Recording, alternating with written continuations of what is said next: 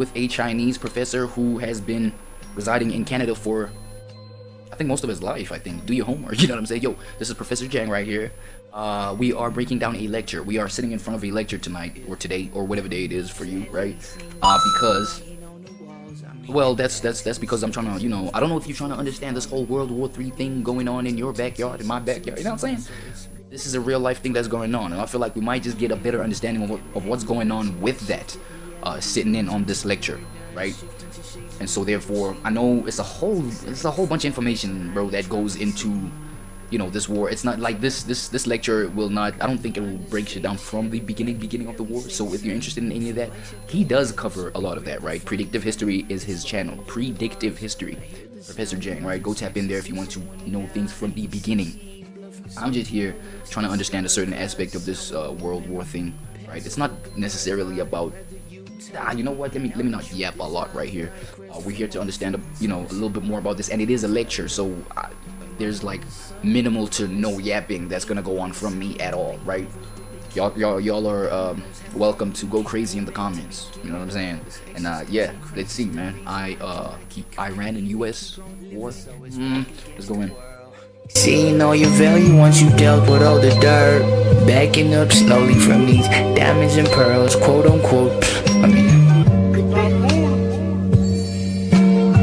fat lady sings, I see the writing on the walls. I mean, back to the scene, cause it was pride before the fall, and now it's just over. How's it going? How's it going?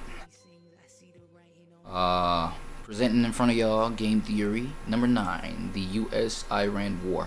So I believe Game Theory is the series on Professor Jang's channel. I think it's the series, and then, you know, the channel is Predictive History. This guy didn't, he didn't receive so much momentum. I thought I was the only one bumping into Professor Jang, bro. I thought I was the only one doing it. You know what I'm saying? To find out, yo, bro, this guy, like, a whole lot of people are tapping into his material. Very, very informative. He did a whole lot of predicting, you know, deeds, maybe events, maybe behaviors of the parties involved within this global conflict. It's a conflict that affects, you know, the rest of the globe, bro. If you think about it, if you do more homework. Because there's, you know, certain materials, certain commodities that are just like involved, that just like literally, you know, affect the whole world. Like, do your homework, bro. You know what I'm saying? With this whole Iran and US thing. But obviously, you know, I don't think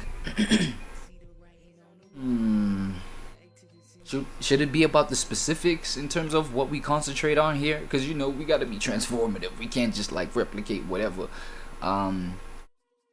You know, and I heard it's not coined a war or a world war or whatever officially. You know what I mean? It's not official, but come on, anybody who has eyes to see can see this whole conflict. It's damn near it is World War like number 3. Like, what are we talking about, right?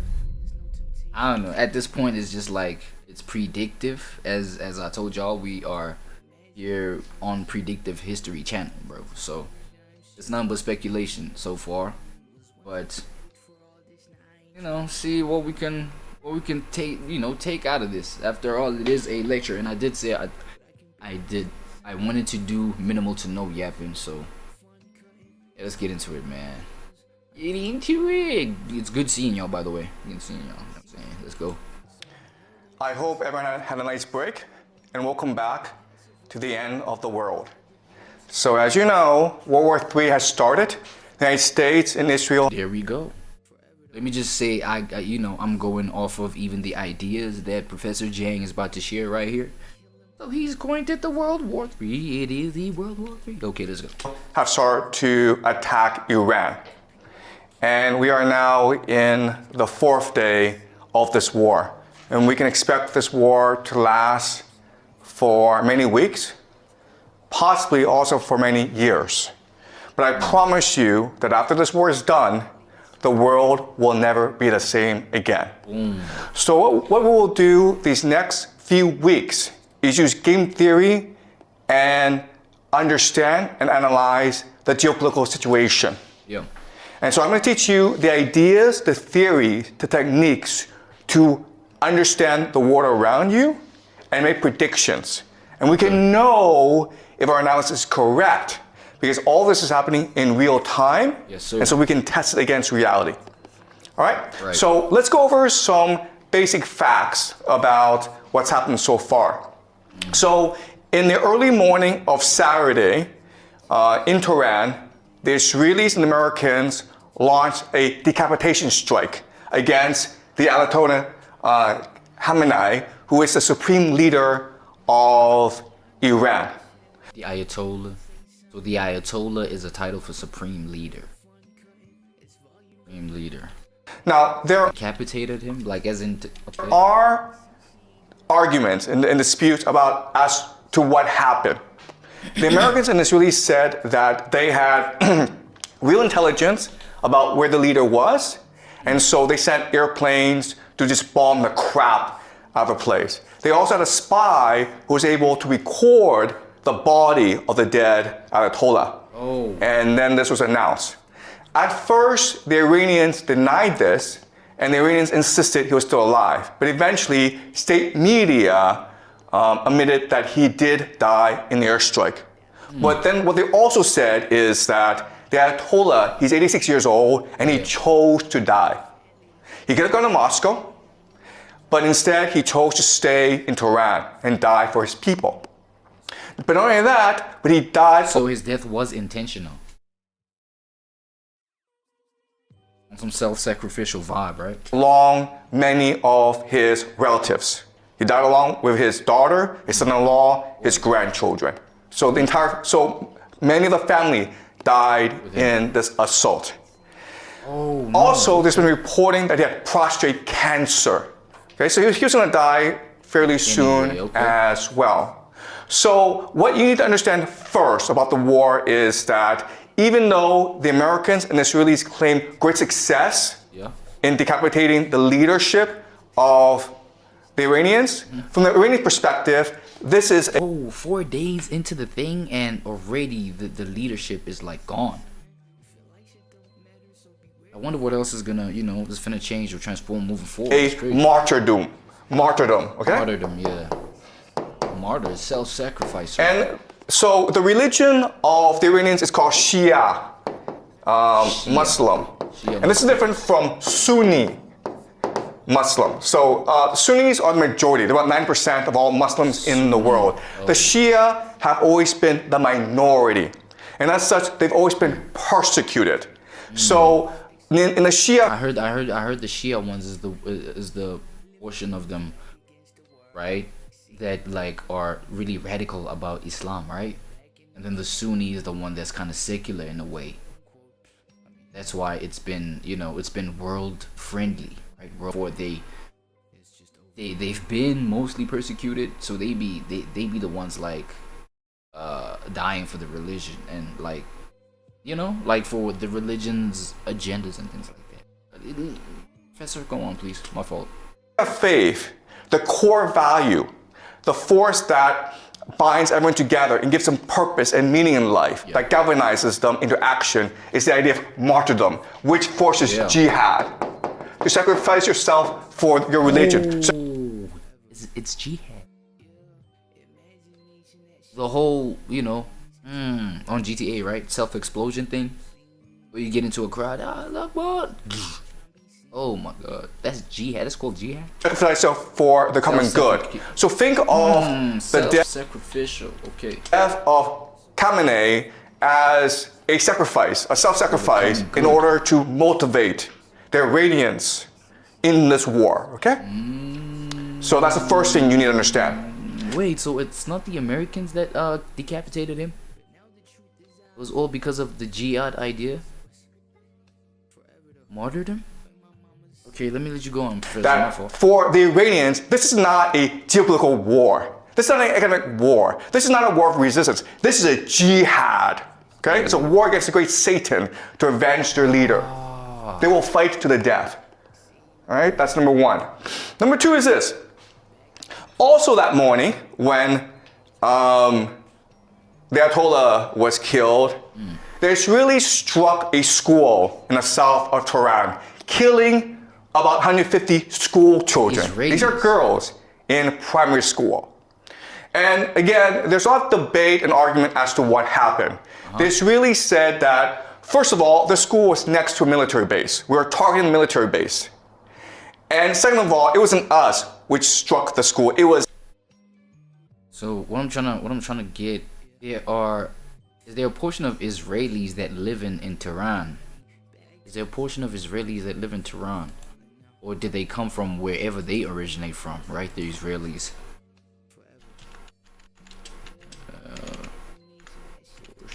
How do you spell Israelis? Israeli that reside in Tehran. Iran?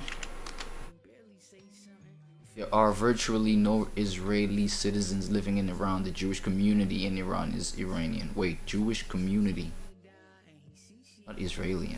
Not Israeli. Okay, how... Wait, but then how did the... Then how did they get access to just like... to the school in Tehran? Where is Tehran? Let me see. Where's Tehran? Where is Tehran?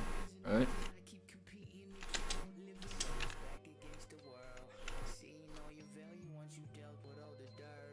Tehran is a city in Isfahan province, Iran. That's what I'm saying. Right? So how did the Israelis get to Tehran? Was a Let me hear it. air defense missile that went off course. Military base. We were targeting primary school. Let me hear that. And again, there's a lot of debate and argument as to what happened. The Israelis said that, first of all, the school was next to a military base. We were targeting the military base. And second of all, it wasn't us. Oh, is it from their Air Force attacks? Which struck the school. It was a air defense missile that went off course. Okay, cool. Okay? And the Iranians insisted no. The Israelis purposefully attacked the school to kill the school children. Obviously, that's what. And then you're like, why would the Israelis do that?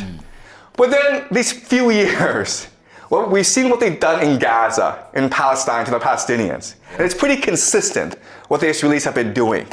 All right? So this action against the Israelis, it's meant to show to themselves and the world that we are now all in. Okay? Oh, We've made the sacrifice. Oh, it's their bit. It's their like they're betting in. They're like locking in their decision to be like, yo, we here. It's up. Okay. We are now committed to this war, to winning this war at all costs. And this action has also provoked the Iranian people to resist with their full might, okay? So I want you to keep this in mind. And again, we don't have complete evidence that it's the Israelis who did this. Okay. But given past actions from the Israelis, this is fairly consistent with what they've done. I hear you. Okay? So we can assume that this is something the Israelis did. Why they did this, what the purpose is something we will discuss as we move on. Okay? It's very complicated. Right. Next, I want to show you this. This is Dubai. And Dubai is considered one of the wealthiest, safest cities in the world. Yeah, I heard that, you know, the past, like, just recent events have flipped that fact upside down, Professor. The fact that it's the, wealthiest, safest, blah, blah, blahest. Apparently, as of late, it's like, yo, people are just fleeing Dubai. And the only person, yo.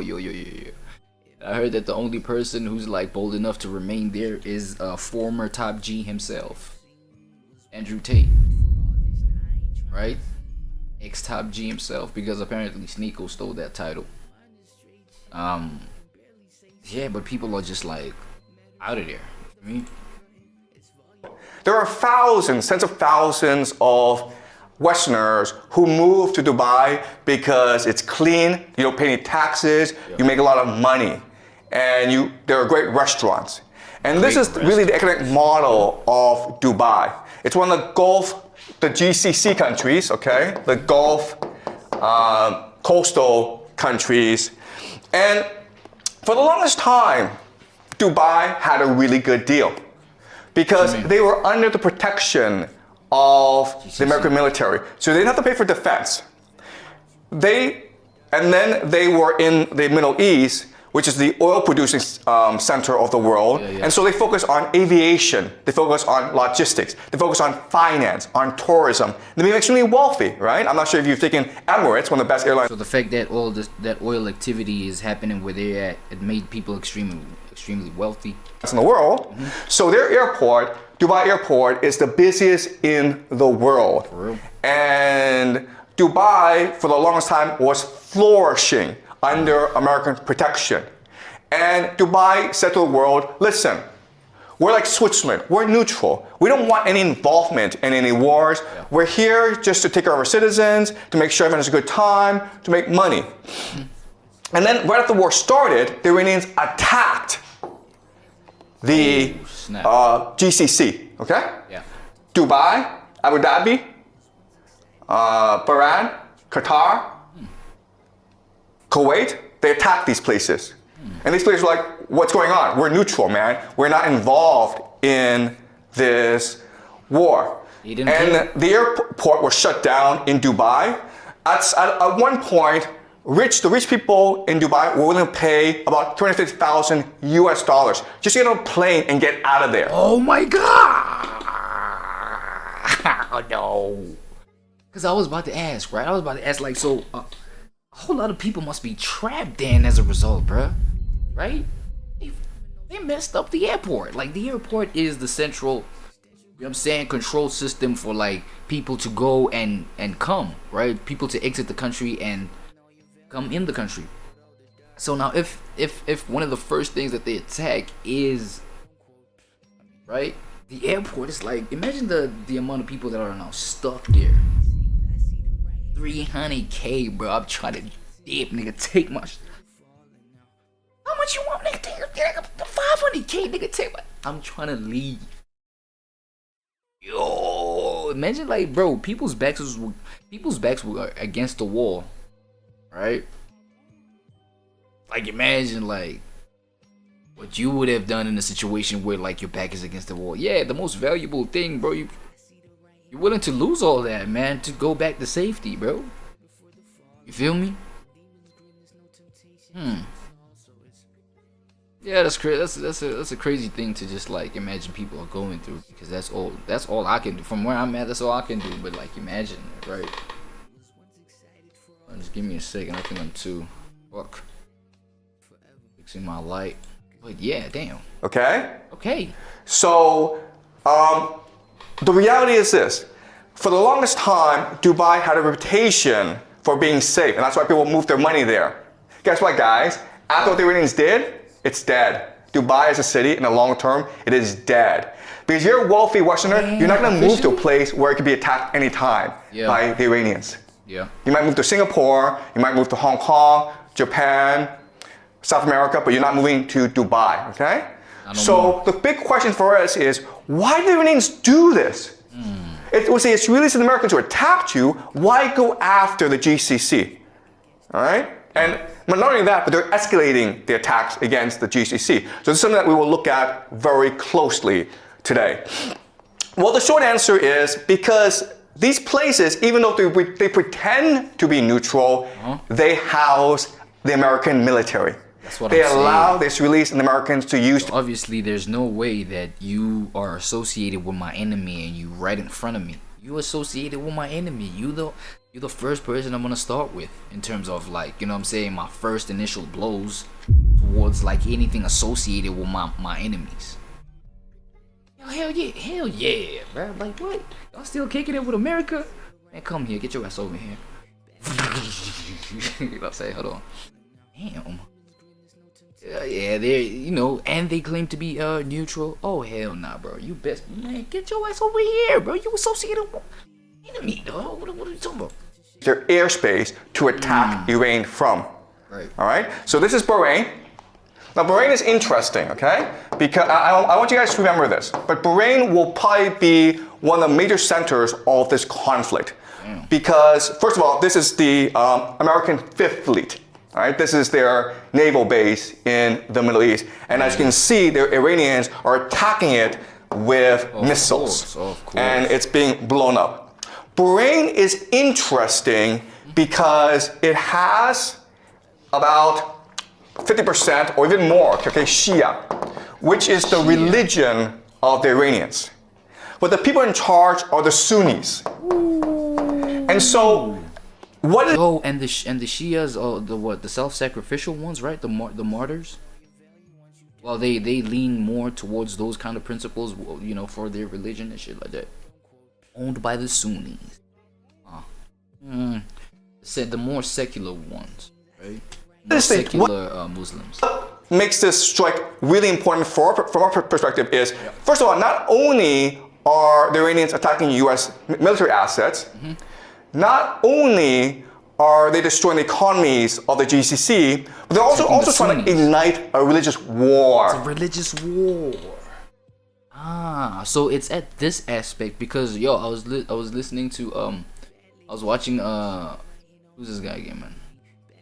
Forgetting why am I forgetting it? Sneeko, right? Sneeko was talking about, you know, he was having a debate with Myron. You know, they were like, yo, is this a political or religious war here? You know what I'm saying? I feel like at this aspect, if we breaking it down, you know what I'm saying, considering the fact that it's the Sunnis that be owning that be running that control center, right? Obviously, it's finna have the POV that, yo, it's Shias against Sunnis now, yo. And it's at this aspect where it gets religious.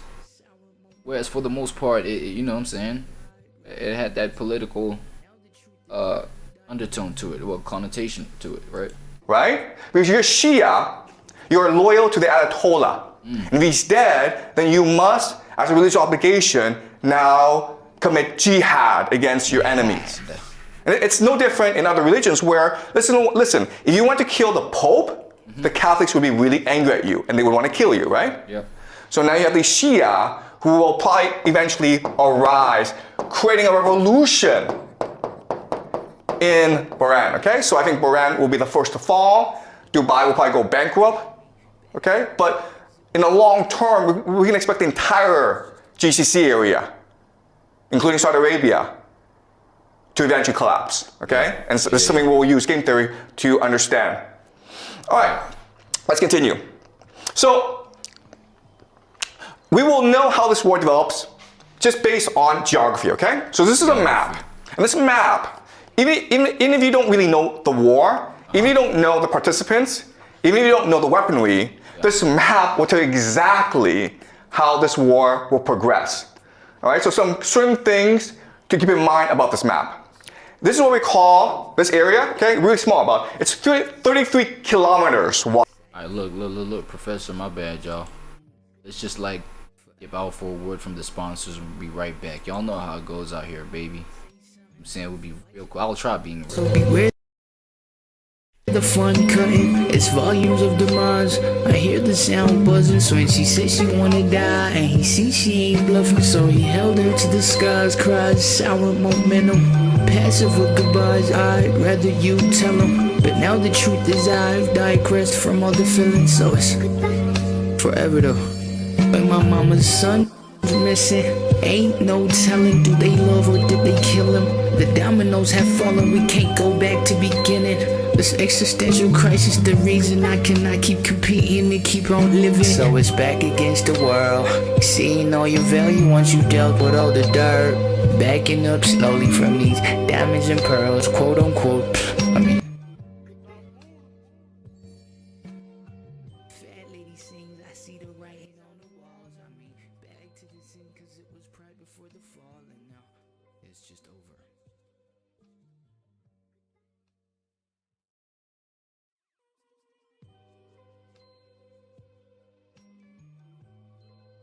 All right. Back to it. My fault. Wide, okay? People can swim across it. We will know how this war develops just based on geography, okay? So this is a map. And this map, even if you don't really know the war, even if you don't know the participants, even if you don't know the weaponry, this map will tell you exactly how this war will progress. All right, so some certain things to keep in mind about this map. This is what we call this area, okay, really small, it's 33 kilometers wide, okay? People can swim across it. It's really, really narrow, okay? This small area, guys, it's called the Strait of Hormuz. Hormuz. All right? Stream of Hormuz. And it's important because it's really the center of the world. This one area is the nexus, the pivot of the world. Let me explain why. First of all, from the GCC, you have 20% of all the world's oil flowing through this narrow strait. Where does it go, guys? It goes to Asia, India, Pakistan, South Korea, China, Japan. India depends on 60% of its oil from this area. China depends on 40%. Japan, 75%. Damn. Prime Minister Takaichi of Japan has said Countries are really, really dependent on this Strait of Hormuz, right? Hormuz, on this Hormuz area.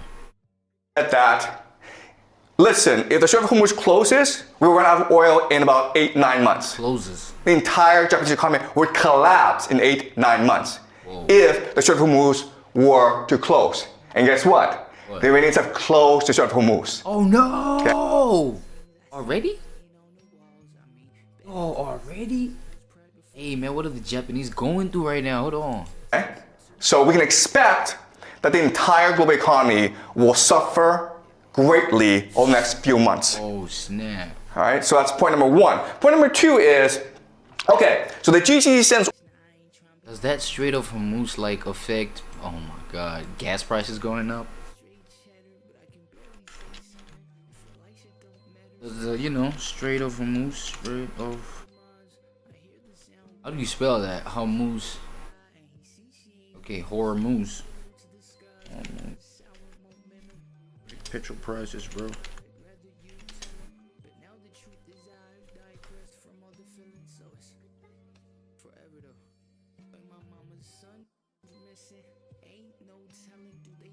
Globally.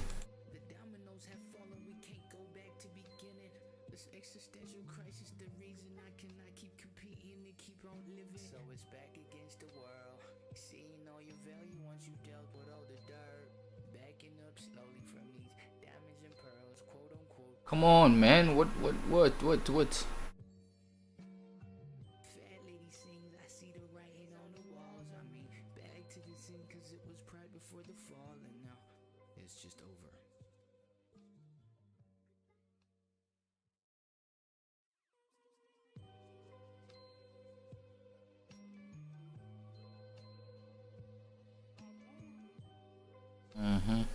I just wanted to do a straight yes or no answer, bro. I do not want to read today, bro. Fuck all this reading. Fuck all this reading. Today I'm a Gen Alpha, dog. I don't want to read nothing. Just a yes or no answer. Oil accumulates, and what do they get back in return? Food, guys. All right, so people don't appreciate the GCC, but it is really the linchpin of the American empire. Because what is the American empire? The American empire is the petrodollar. All right? The idea of the petrodollar is this. The US dollar is worth nothing. It's only valuable when people want it. But the GCC says that if you want oil from us, you have to pay us in US dollars. Okay? Then that is the basis of the value of the US dollar. So, if the GCC collapses, the American economy and the American empire both collapse at the same time. Oh, snap. The problem, though, is that GCC is an artificial construct of empire. It does not exist naturally. Why? Because there's no food, there's no oil, no water. Wait, say that okay, guys? again, bro. Empire. Both collapse at the same time. Okay. The problem, though, is that GCC is an artificial construct of empire. It does not exist naturally. Why? Because there's no food, there's no oil, no water. Okay, guys? No food, no water. So these cities are able to grow up in the millions because of all these petrodollars flowing in. Oh, If you close off the Strait of Hormuz, there's no food coming in, right? They're all gonna starve. oh my God. They're about to go from like very rich, very spoiled, very to literally famine. Like literally just like no food, no nothing. Supply of food, yo. They might have to be paying like $1 million for a loaf of bread, like type shit.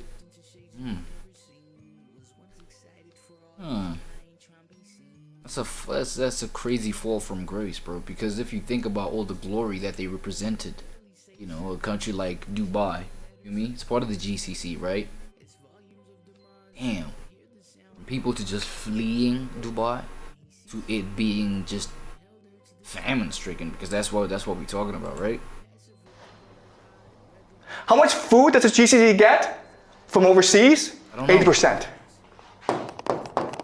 80% Oh, no. of all the food it consumes comes from overseas that it imports. It doesn't grow by itself, it imports. Yeah. All right? Right.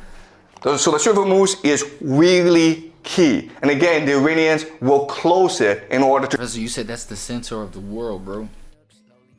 That's a big ass deal. strangle the global economy and therefore bankrupt the American empire. All right? Right. Second thing you will notice is these mountains.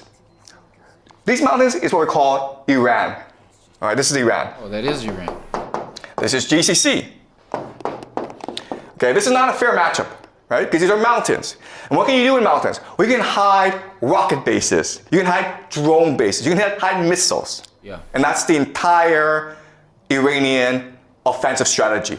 Okay. All right? From here, they can hide missiles and drones from which to attack the GCC. And what are they attacking? They're attacking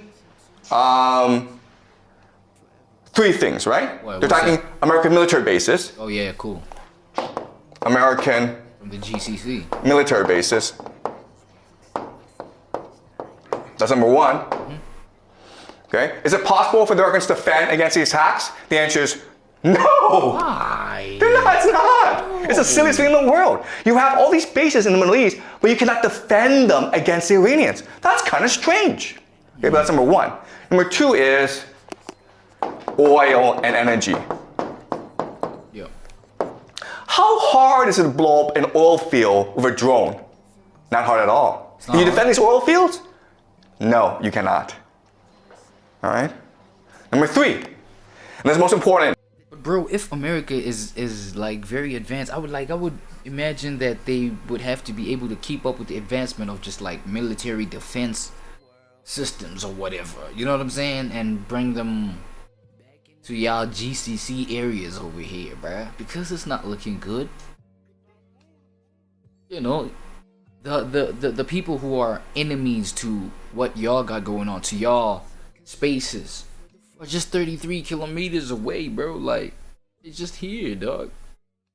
And they got all their offensive systems hidden within their mountains, bro. Y'all are just like neighbors to what the ops got going on, bro. It's like, yo, y'all should have, moved with urgency, bro. Come move y'all military advancement, to come protect y'all GCC countries, bro. Y'all affiliates are in bad shape right here. They're going through it, right? It's water.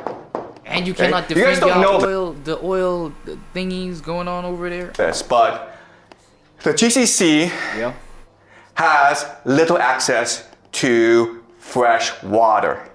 So the only way that it can produce water is what we call desalination plants, okay? These Desalination? factories that take salt water and then through electrical chemical process turn it into fresh water for the population to use. Yeah. 60% of the water supply in the GCC comes from desalination plants, okay? 60%. Is it hard to blow up a desalination plant using a drone? The answer is, it's very easy. You understand? Very easy. Okay? So you have this absurd situation where Iran is a mountain fortress, Yep.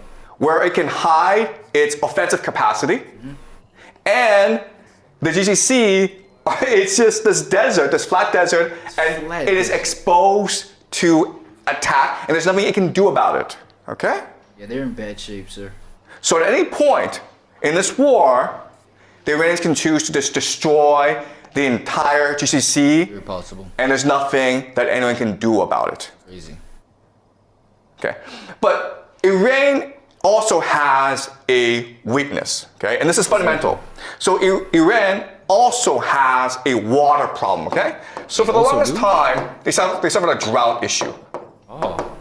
Okay, just climate change, and so what the plan of the Israelis and Americans. Okay, I'm gonna try and guess that what their plan maybe would or should be, according to me, would just seize their, you know, water production plants, you know, clean water, fresh water production plants, seize that, bring it over to my side as Iran. You feel what I'm saying? Have my people that, you know, take care of that, since these guys is vulnerable right now and they're our enemies. Goddamn it! Like what's you know what I'm saying?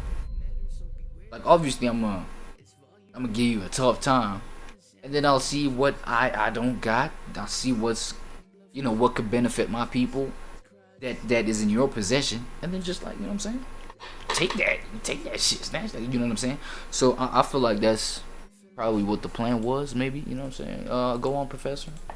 Is destroy the water supply of the Iranians, because the fortress, it is a mountain fortress, but it can also be a mountain prison as well, where people are trapped inside with no access to water. Okay, so what we're going to see right now, we're already seeing.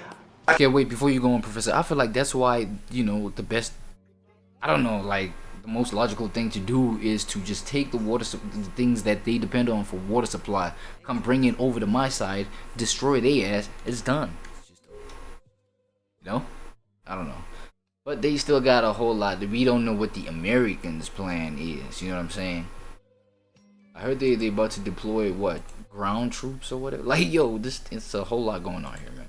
Attacks on civilian infrastructure, hospitals. Yep. In the future, you'll see attacks on water supply, on dams, on reservoirs, on power plants. The point, the idea is to make Iran so inhabitable that the people will have to rebel against the people, or there'll be a refugee crisis in Iran. Okay? So as you can see from this map, this war, it is the end of the world. Okay? Both sides have the potential to destroy each other. And it's really a question of how far do they want to go. Right. All right? We can also say this is almost a game of chicken. Chicken? Okay? Wow. We can blow each other up. How far do you want to go? Where do you want to go? Where do you want to take it? And the problem is this. The problem is that the Iranians are Shia. What I'm saying, you know what I'm saying? These boys is self-sacrificial, bro. Could you stand the rain? I don't think they that much afraid of like dying. They're not afraid of that. And I heard the Sunnis are just like, you know, they care a lot about just the world and like materialism, and they want the pleasure that comes with the world, you know what I'm saying? I feel like to some extent, you know, defending your religion, especially with a religion like Islam, you feel me? You well, with any religion that is, you'd find a portion of people that like are super radical about what they believe in. You understand what I'm saying? So with somebody that like has probably looked at death as something not to be afraid of, you know, as per what their scripture, you know what I'm saying, says about the idea of death, and you overcoming that, maybe the paradise that comes, you know, beyond that, things like that, you know what I'm saying? You develop a mind to think that way, they're not afraid of that stuff. And you that still attached to the pleasantries of the world, right, of your little environment, of, you know what I'm saying, while still keeping the principles of the religion, whatever, but you like, you know, nah, you cannot die, bro. Come on, damn. You know what I'm saying? Life is still sweet here, right? The material life is still sweet here. Like, yeah, who between y'all got, you know, got the advantage, got the upper hand type shit, right? That ends up being the question. which believes in martyrdom, and you've killed the religious leader. Yes. Oh, you've aggravated them by killing their leader. Yeah, I don't know what's about to happen, man. Let's see. Okay. So they're willing to go very, very far. The GCC countries are Muslim, but they're materialistic. They love money. That's what I'm saying. And also, most of the population are expatriates, foreigners. 90% of Dubai are foreigners. Guess what's gonna happen if they suffer? They're all gonna run away. Okay? Yeah. So this is not a fair matchup. The big question that people have is, first of all, are the Americans going to use ground troops? Oh, there we go. Because the only way that you can defeat Iran is by using ground troops, okay? That's a big question we'll look at over the next few weeks. Will America send its army, 500,000, 2 million soldiers to topple the government? Okay, that's question number one. Question number two, nuclear weapons. Nukes. Talk about it. If you're losing a war, would you choose to use nuclear weapons? Okay, that's another big question that we have, okay? Now, another big question that we have is who gets involved? Because this situation is so dire that Europe, okay, specifically Germany, France, and Britain are talking about entering this war. And guess what? What?